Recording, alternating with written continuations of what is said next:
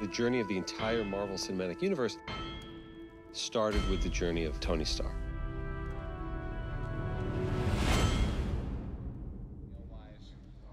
Much better than big old, clunky. And that sound is great. The hero glove's a little large, too, but I think we might be able to get away with it. Going back to Favreau and Robert Downey Jr. and the founding moments of Marvel Studios, we said, we want the hero to be as interesting out of costume as they are in costume.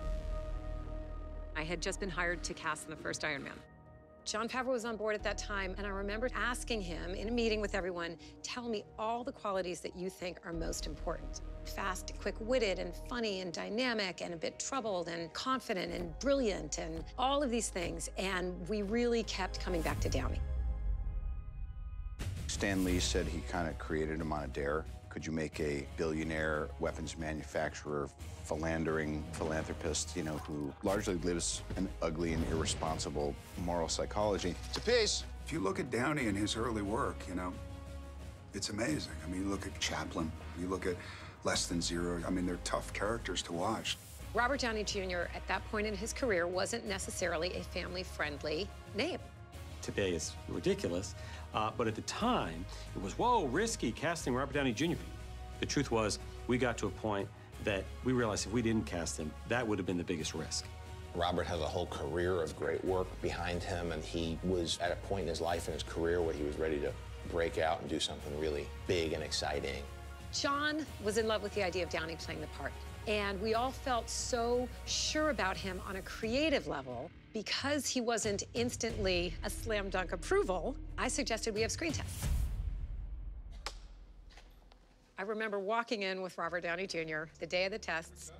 He was laughing and in great spirits and completely at ease, and he got in front of the camera and started saying the lines. I assure you the day weapons are no longer needed to keep the peace cell happily transist to manufacturing bricks and beams for baby hospitals, making hemp pants and the like, but until that time, can I get you a drink? I don't want to call it an out-of-body experience, but it was one of those rushes that I'm sure like somebody would feel if they're about to play a big sporting arena, playing for the ring or something like that. It was just like, am I going to pass out or am I going to nail this? On that day that Robert screen tested, it was clear that there was no one else who can play that part. It was magic. It was exactly the feeling as a casting director with Kevin, with John, with everyone, that we all wanted to have that feeling like we have it. This is it. This is Iron Man. Iron Man 1 was incredibly special. We sort of improv the whole thing. We laughed, we cried. We got very, very close on that movie. We were the first Marvel movie as a studio. You know, there was no real model for it yet. Nobody expected too much of it. It's Iron Man. We wanted to make a good quality film, a good story, something that was smart enough, funny enough. I still remember Tony landing in the high desert in the eastern Sierras when he escapes the cave, and I was buried up to my neck in sand, and the storm was coming in, and we only had a couple minutes to get this take, and it was like God's grace just came in and gave us the take that was in the movie. Not bad. I loved the first movie so much. I was just so carried away by the story. It was funny, it was clever, it was witty. Let's face it, this is not the worst thing you've caught me doing. By casting Robert Downey Jr., they were intent on breaking the tradition and mold of these types of movies. It was an unexpected choice at the time, and so it made for this really dynamic, really surprising performance. Yeah! Is that so hard? He's so bright and so fast, and it takes you so long to catch up with him, and it's perfect for that character.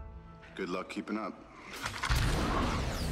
I think most of us have been pretty vocal about what he started, and without him, none of us would be in this position.